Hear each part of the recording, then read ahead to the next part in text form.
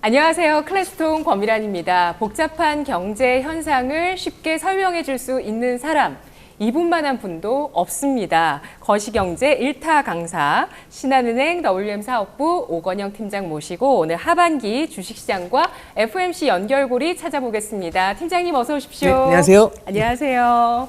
잘 지내셨나요? 아, 네. 네, 바쁘시죠? 아, 예, 아닙니다. 예, 여름 시즌입니다. 네네. 정말 그 물가와 긴축 때문에 지난해 여름은 네. 정말 힘들었었거든요. 네네, 그렇습니다. 그래도 어느 정도 이러한 부분들 터널을 거의 다 거쳐온 것 같은데 7월 FOMC가 무난하게 마무리가 됐다는 평가들이 나오고 있습니다. 네. 팀장님 어떻게 보셨는지 궁금하고요. 네네. 주요 포인트 뭐가 있을까요? 네, 일단은 25bp 금리 인상을 예상을 했는데 그 25bp 금리 인상을 그대로 진행을 했고요. 다만 이제 그게 이제 2001년도 이후에는 가장 높은 금리다. 이게 일단 기본 타이틀인 것 같아요. 이제 금리 인상 그 자체보다는 왜냐하면 시장이 다 예상을 했으니까요. 그 이후에 추가 금리 인상을 시사할 정도로 매파적일까? 여기에 대한 게 사실 포인트였는데 사실 연준이 그 정도까지 나가진 않았던 것 같아요.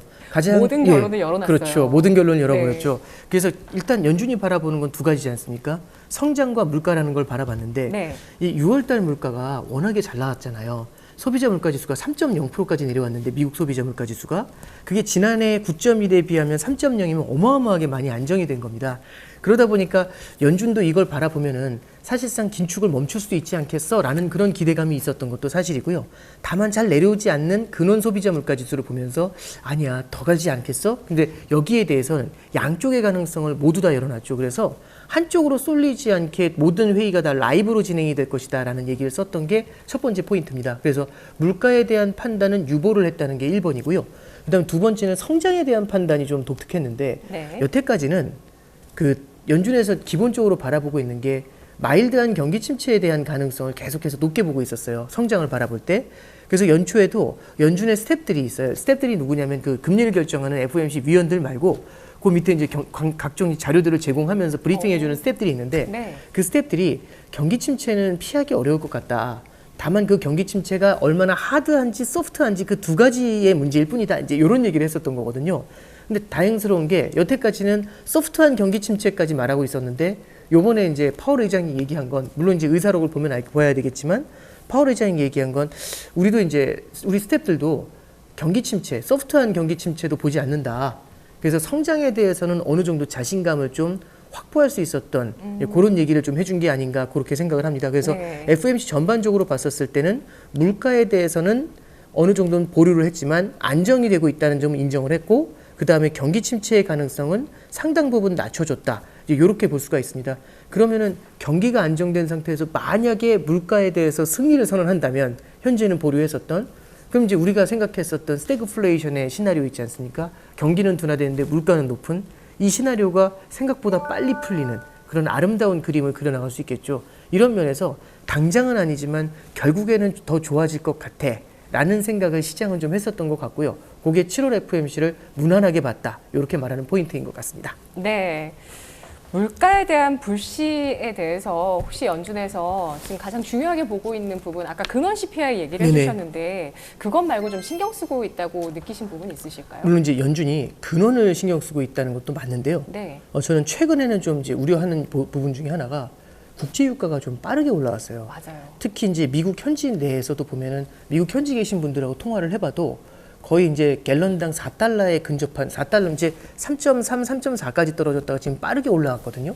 그래서 갤런당 4달러를 종종 볼 수 있다 이제 이런 얘기를 하시는데 이 갤런당 4달러라는 숫자가 의미하는 게 꽤 크거든요. 그래서 이제 지금 가장 바라보는 것 중에 하나가 유가가 많이 올라온 게 에너지 가격이 많이 올라온 게 다시금 인플레이션에 대한 압력을 높이지 않겠나 이 우려가 좀 있는데 잠깐 한번 생각을 해보면 이게 인플레이션 CPI라는 게 소비자 물가지수라는 게 통계입니다.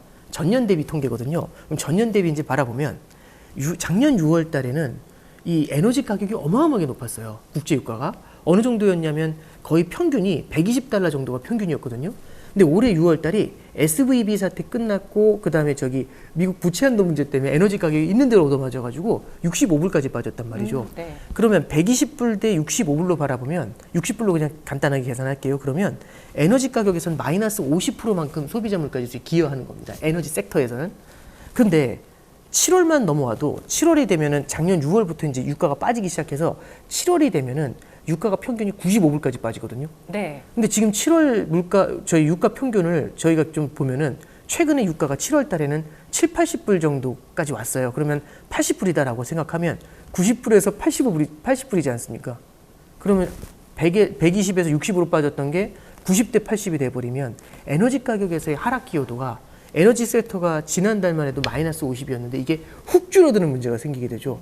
또 8월로 넘어가게 되면은 8월의 평균이 88, 87 그 정도 돼요. 작년이. 근데 올해 8월이 만약 지금 분위기 이어가면 80이거든요. 그럼 88대 80이면 하락폭이 에너지 가격에서는 크지가 않을 수가 있죠. 그러면 사실상 지금까지 9.1에서 3으로 잡아내렸던 것 중에 가장 혁혁한 전공을 세웠던 게 에너지 섹터였는데 이 에너지 섹터에서의 전공이 굉장히 많이 줄어들 수가 있겠죠. 그러면 헤드라인 CPI 자체가 조금 꼬리를 말아가지고 올릴 수가 있다는 겁니다. 그래서 실제로 지금 이제 그 이번 주에 이제 발표가 되겠지만 클리브랜드 연은에서 이제 소비자 물가 지수를 이제 예측치가 나오거든요. 네. 그게 요즘은 이제 잘 맞춘다고 해가지고 다들 좋아해요. 아. 근데 뭐 이번에도 맞출지까지는 모르겠지만 예. 7월 달 현재 예측치가 헤드라인 기준으로 3.4를 보고 있습니다. 그럼 지난번이 6월 달에 3.0이었는데 그게 3.4까지 오를 수 있고 얘네들이 이제 8월 달 거를 보는데 저도 조금 놀랬거든요. 8월 달 거를 지금 3.9를 보고 있어요. 이건 뭐지? 이제 사실 저도 조금 놀랬는데 그럼 이제 사실상 1년간 물가가 내려오는 상황에서 꼬리를 말아서 올리고 있는 거지 않습니까? 그러면은 이걸 바라봤었을 때 우리가 물가가 끝났다라고 이제 승리를 조기에 선언할 수 있을까? 이제 이게 1번인 것 같고요. 그 다음에 이제 두 번째는 이 물가에서 중요한 요인들, 특히 이제 헤드라인에서는 에너지 가격을 봐야 되지만 근원에서 이제 봐야 될 게 모두가 기대하는 게 임대료에 대한 기대가 되게 큽니다. 임대료가 바로 반영이 되지 않고 시차를 두고 반영되기 때문에 임대료가 떨어져 내려오면 근원도 빠지니까 그때부터는 우리는 승리를 선언할 수 있다. 이제 이게 되게 핵심이 되는 거거든요. 저도 임대료가 결국엔 조금은 더 내려올 것 같아요. 근데 문제는 지금 미국의 주택 가격이 거의 전고점에 붙었습니다. 공급 부족. 네, 공급 부족 현상, 그렇죠. 하더라고요. 공급 부족이 1번이고요. 예. 두 번째는 매물이 별로 없다라는 건데 매도를 별로 안 하는 이유 중에 하나가 네. 집을 팔려는 사람들이 이 주택담보대출 있잖아요. 주택담보대출 금리가 이분들이 2에서 3%래요, 평균이. 근데 지금 주택담보대출 금리가 7% 가까이 돼 있거든요.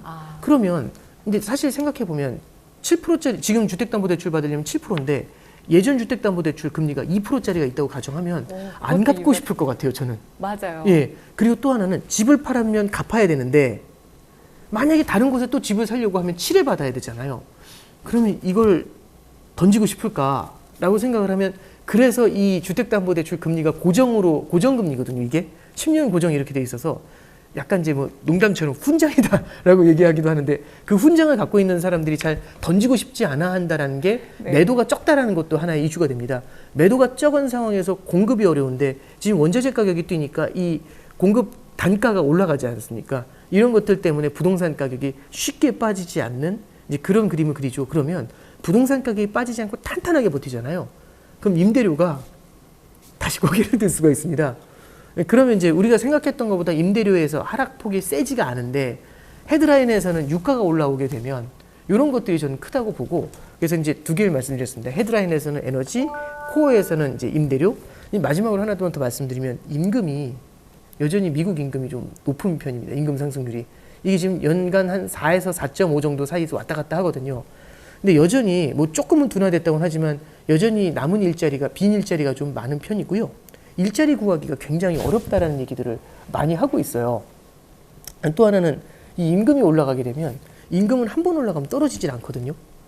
근데 이게 결국에는 이 임금이 많은 영향을 주는 게 서비스 섹터입니다. 네. 제조업보다도 서비스 섹터가 왜냐하면 자영업은 결국에는 저도 이제 자영업 계시는 지인분들하고 말씀 나누다 보면 이게 결국에는 재료비도 있지만 인건비가 되게 크거든요.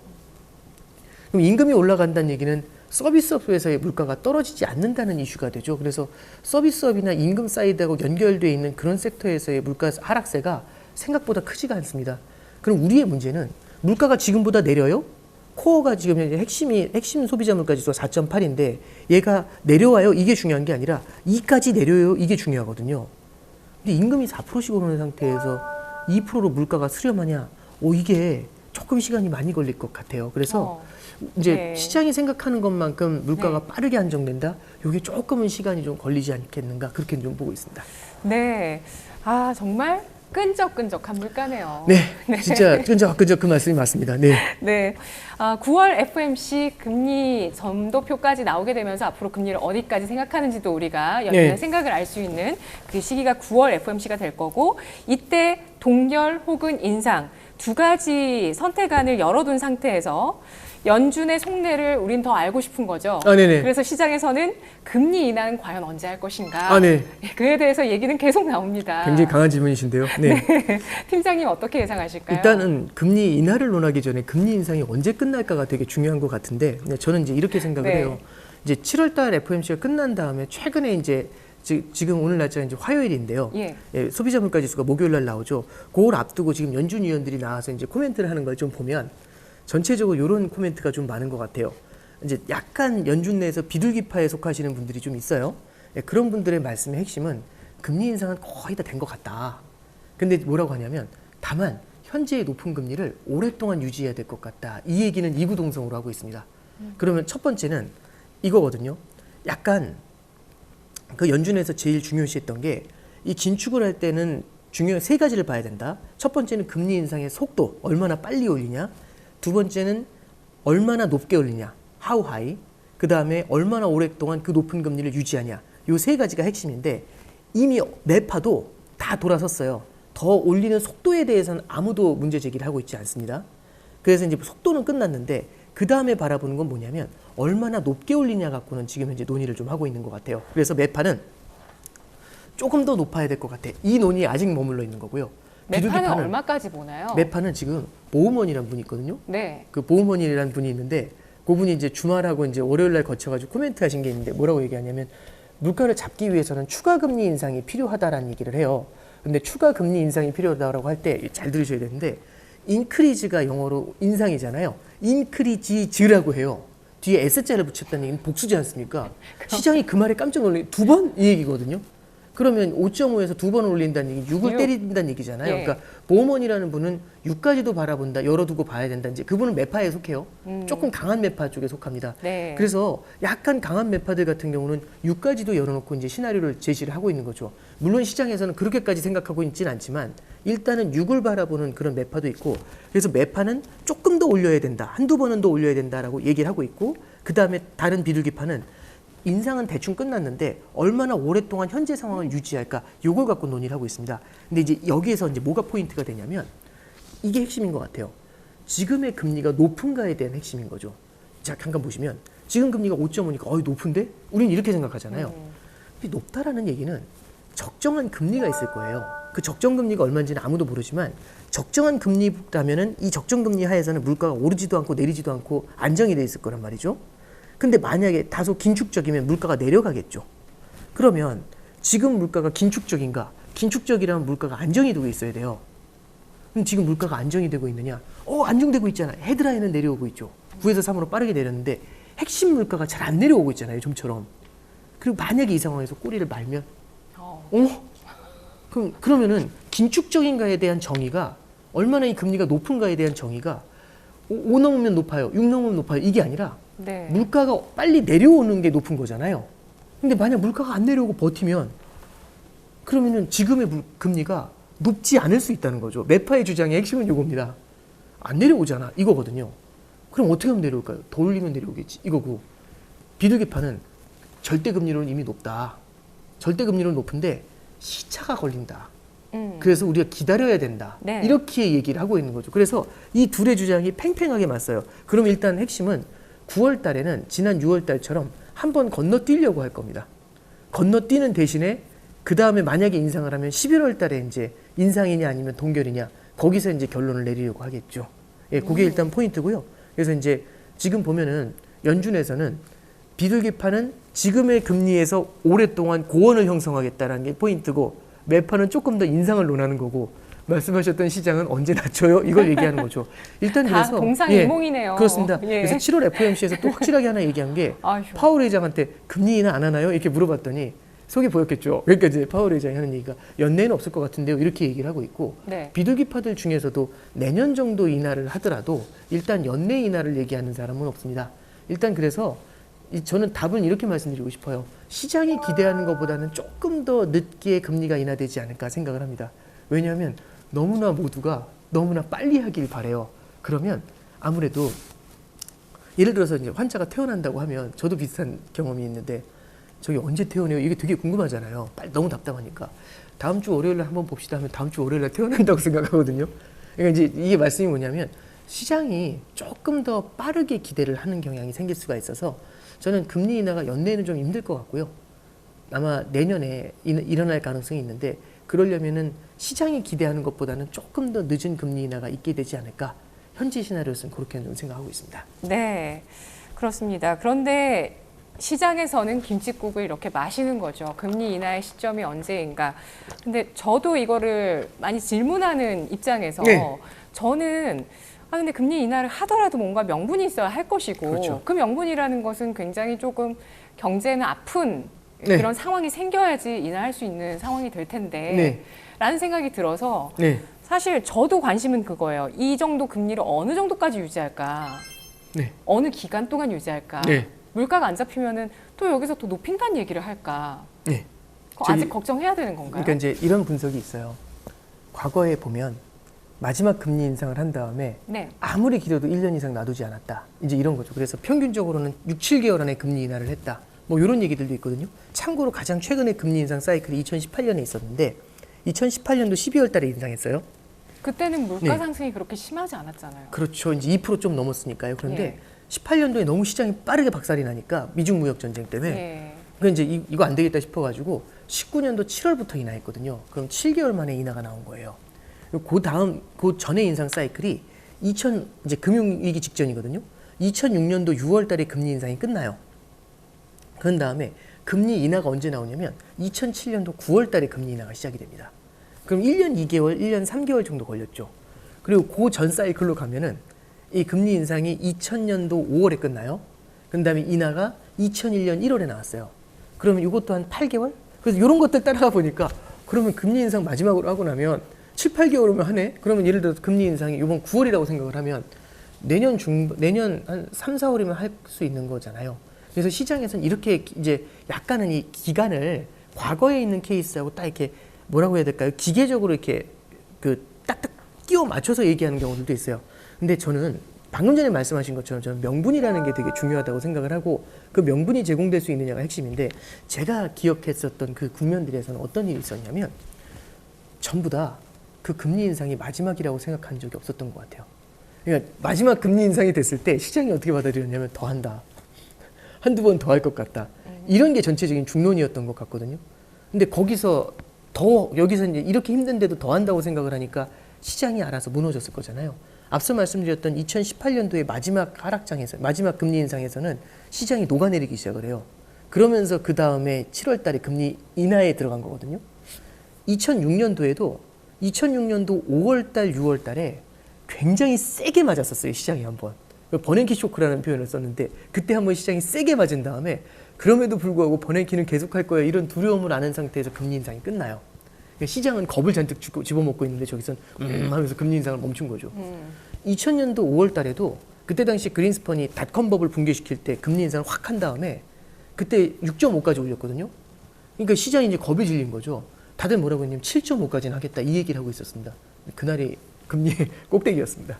예. 그러니까 이제 말씀드렸던 것처럼 금리 인상이 마지막 금리 인상이 일어나고 몇 개월이 지나면 금리 인하로 돌아선다 이런 게 아니라 말씀하셨던 것처럼 금리 인상을 하고 이게 시장에 실제 효과를 주면서 이게 경기를 시켜주고 물가를 안정시킨다는 그 기대가 전제가 돼야 금리 인하에 들어가거든요. 근데 이제 지금 같은 경우는 시장이 탄탄하게 버텨주고 있지 않습니까? 네. 그리고 이런 상황에서 만약 자산 가격이 꼬리를 말아 올리면 네. 성장이 탄탄한 상태에서는 금리 인하를 굳이 할 이유가 없습니다. 만약에 이런 상황에서 이 금리 인상에 대한 누적된 금리 인상에 대한 부담이 한순간에 작용을 하고 시장이 큰 부담을 느끼면서 실물 경제가 둔화되는 모습이 나타나면 그때는 금리 인상을 먼저 멈추고 그런 다음에 현재의 금리가 어느 정도인지 레벨을 측정한 다음에 너무 높다 이건 지켜야 됐다 하면은 그때부터는 빠르게 인하를 할 수가 있겠죠. 그래서 저는 말씀해 주셨던 것에 포인트가 있는데 그냥 마지막 금리 인상하고 언제부터 금리 인하한다 몇 개월로 이 로직으로 가실 게 아니라 네. 이 명분이 언제쯤 형성이 될 것인가 그게 포인트라고 보고요. 그런 관점에서는 만약에 지금 보는 이 물가가 꼬리를 말아 올리면 이게 상당히 불편한 얘기가 되지 않을까 그런 생각을 하고 있습니다. 한 번 더 시장은 좀 실망하지 않을까 이런 생각도 들기도 하고. 네네. 예, 그리고 어쨌든 이 금리를 올린 것이 결국에 물가인데 그 물가가 1980년대 이후 나타난 물가의 상승이잖아요. 네네. 그렇기 때문에 그때의 상황을 오히려 비교하는 게 더 낫지 않을까라는 생각도 네, 그렇죠. 들고요. 네네. 예, 그리고 또 금리가 올라가는 상황에서 경제도 좋은 그런 상황도 좀 펼쳐질 수 있는 건 아닌가라는 생각도. 네. 그러니까 저도 이제 지금 연준이 사실은 어떤 생각을 하고 있냐면 네. 이 물가를 잡으려면 결국에는 경기 침체를 만들어내야지 잡을 수 있을 것이다. 이게 원래 작년까지 전제였거든요. 그래서 네. 파월 의장도 경기와 물가 중에 우선순위는 물가다. 물가를 잡아야 된다면 경기를 희생할 수 있다. 이거였거든요. 근데 이 보니까 경기가 깨지지 않는데 물가가 내려오는 거예요. 안정이 되기 시작한 거예요. 생각보다 빠르게 내려오는 거예요. 그러니까 이런 느낌인 거죠. 우리가 모르는 뭔가 있었나? 그럼 여기서 굳이 이걸 잡아 깨려고 금리를 더 올리면서 막 판을 뒤집어 엎을 필요는 없잖아요. 굳이 성장을 훼손시킬 필요가 없잖아요. 그러면 여기서는 어떤 생각이 드냐면 지켜볼까? 이거죠. 그래서 지금 상황은 연준도 굳이 나서지는 않고 싶은 거예요. 현재는 그래서 조금 더 지켜볼까? 우리가 생각하지 못했었던 다른 시나리오가 존재하는 거 아니야? 네. 이제 이런 생각을 하고 있는 거고 그런 상황에서도 연준 내에서도 좀 다른 연구들이 나오는 게 얼마 전에 나온 연준의 연구 결과 하나 보면 전 되게 흥미롭게 봤거든요. 이게 물가를 분석할 때 말씀해 주셨던 것처럼 80년대 이후부터 물가를 분석하는 방법이 있어요. 80년대 이후부터 물가를 분석하니까 작년에 물가 예측이 다 틀려나가요. 왜냐하면 80년대 이후에는 그렇게 높게 올라간 적이 없이 어느 정도 되면 꺾여야 되거든요. 그런데 이걸 70년대 석유파동이 있었던 그 인플레이션 시기까지 연장을 시켜버리니까 대충 맞아 돌아가요. 그 분석의 시기열을 그러니까 뭐 인공지능 학습이라고 한다면 이 학습의 시기열을 80년대까지 하니까 80년부터 40년 하니까 틀리는데 그 이전으로 가니까 이게 맞는다는 거죠. 네. 어느 정도 맞아 떨어진다는 거죠. 그리고 그걸 갖다가 놓고 봤었을 때는 지금의 물가가 생각보다 빠르게 안정되진 않을 것 같다는 거죠. 3% 수준에서 왔다 갔다 이제 이렇게 예측을 하고 있는 겁니다. 그럼 이제 말씀해 주신 것처럼 저는 이런 거 있잖아요. 어쩔 때는 사람의 체질이 바뀌는 경우도 있잖아요. 그렇지 않나요? 사람의 그렇죠. 체질이 바뀔 수도 있잖아요. 예. 그럼 어쩌면 경제의 체질이 인플레이션이라는 게 올라온 거지 않습니까? 그러니까 뭐 참 별로 안 좋은 비유긴 합니다만 예를 들어서 뭐 어떤 특정한 큰 병을 앓고 나면 그 병이 고질병이 되는 경우가 있잖아요. 그럼 고질병이라는 거는 치료하기도 어렵지만 조금만 무리하면 또 재발할 수도 있죠. 그래서 여태까지는 우리는 인플레이션은 사라졌다고 생각했거든요. 근데 이제 사람들의 마음속에 그게 남아있는 겁니다. 인플레이션은 돌아올 수 있구나. 그럼 만약에 이 상황에서 옛날처럼 경기 부양하려고 막 금리 인하하고 돈을 푼다? 그러면 사람들의 마음속에서 다시 인플레이션이 살아나지 않을까요? 그럼 우리가 이 70년대도 보면 인플레이션이 계속 살았다 죽었다 이렇게 움직이거든요. 근데 그 이후에는 인플레이션이 확실히 80년대 제압이 된 다음에는 인플레이션이 올라온 적이 없어요. 그래서 저는 조금 좀 다른 관점에서 인플레이션을 좀 바라봐야 될 것 같고요. 예. 그리고 이제 인플레이션이 오랜 기간 이어질 것이라는 시나리오, 이게 최악의 시나리오고 말씀해 주셨던 것처럼 성장이 크게 둔화되지 않는데 자연스럽게 물가가 잡히는 아름다운 시나리오, 이게 사실은 베스트죠. 모두가 바라는. 저도 그렇게 됐으면 좋겠습니다. 네. 자, 일단 시작점은 물가 상승이었기 때문에 네. 이런 긴축, 고강도 긴축, 금리의 상승, 달러의 강세 뭐 이런 것들이 시작점이 물가 상승이었고 그 시작점을 조금 더 앞에 그 시차를 두면은 코로나였습니다. 물가 상승세 멈췄을까요? 저는 이제 앞에도 좀 말씀을 좀 드렸지만 인플레이션이라는 것 자체가 작년처럼 세게 올라가는 건 어느 정도는 좀 둔화가 되고 있다고 봐요. 근데 저는 이 둔화되는 흐름이 생각보다 이제 이 속도가 늦어진다. 그러니까 이제 뭐냐면 9에서 3까지 떨어지는 건 되게 빨랐지만 이 3에서부터는 굉장히 강한 저항에 부딪힐 수 있다라고 생각을 하거든요. 네. 근데 여기서 섣부르게 승리를 선언하는 것 자체가 저는 그게 되게 리스크라고 봐요. 만약에 여기서 계속해서 긴축을 이어나가면 확실하게 물가를 제압할 수 있을 거라고 생각하고요. 그러지 않고 이제 끝났는데 뭐가 걱정이야 하면서 금리 인하하고 경기 부양하고 막 이렇게 되면 이제 죽었더니 꺼진 불도 다시 봐야 되는데 얘가 다시 활활 타오를 수가 있거든요. 그래서 우리가 첫 번째 이제 말씀드리고 싶은 거는 생각했던 것보다는 현재의 물가가 현재 한 3, 4% 정도 되는 물가가 꽤 오랜 기간 유지가 될 수 있을 것 같다. 요게 1번인 것 같고요. 네. 그리고 두 번째는 우리가 언제든지 이 낮아진 물가가 다시 튀어오를 수 있는 가능성, 이 지평이 열려 있다라는 것도 염두에 두고 봐야 될 것 같아요. 그래서 옛날에는 인플레이션이라는 것 자체, 물가가 올라간다는 것 자체가 큰 변수가 아니었거든요. 왜? 올라가지 않을 거니까. 근데 이제 앞으로 투자할 때는 물가가 다시 튀어오를 수 있다는 것들도 굉장히 중요한 변수가 되어야 되지 않겠는가 그렇게 생각합니다.